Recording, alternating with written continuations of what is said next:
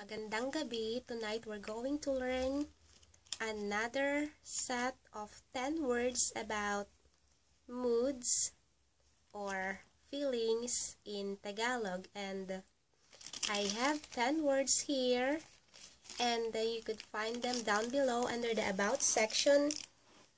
And our first word for tonight is going to be the word bored.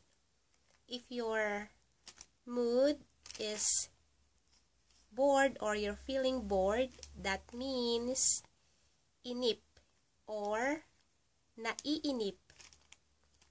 You are naiinip or bored.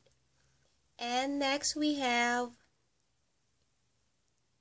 content. If you're feeling content, that's kuntento. Contento. And we have our third word would be desperate, and that is desperado. Desperate is desperado. And next word we have determined, and that is determinado.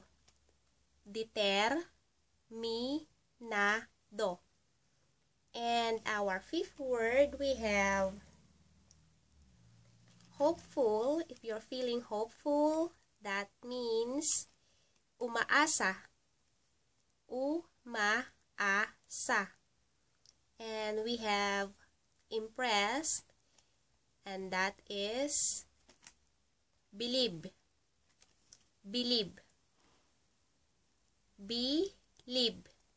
And next we have surprise. If you're feeling surprised, that's nasurpresa.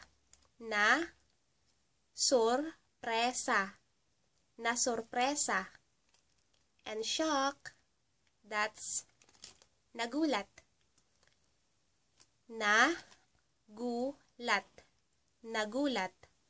And we have thankful or nagpapasalamat. Nagpapasalamat. And our last word, our 10th word would be excited. If you're excited, you are sabik or nasasabik. And let's do a quick review. We have the word bored or inip. If you're bored, you are naiinip.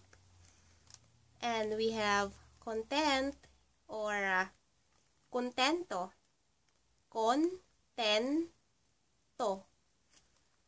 Desperate means desperado.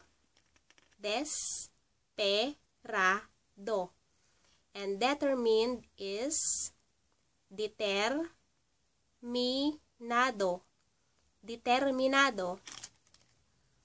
We have hopeful for our next word, and that's umaasa. And our next word is impressed or bilib. We have surprised or nasurpresa. And shock means nagulat.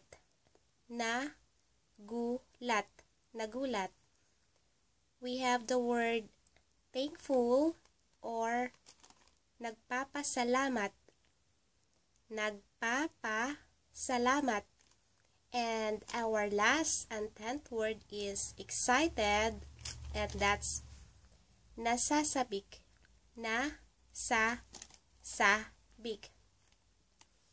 That's it. And just want to use some of the words in a short sentence. And if you want to say I'm bored or I'm desperate or I'm hopeful, you say bored. For example, bored, you say I'm bored.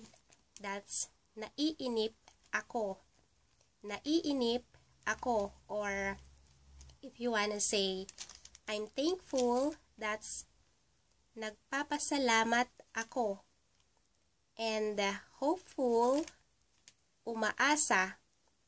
Umaasa ako. That means I'm hopeful. And shocked, if you wanna say I'm shocked, that's nagulat ako. Nagulat ako. That's it for tonight. Bye-bye. Good night.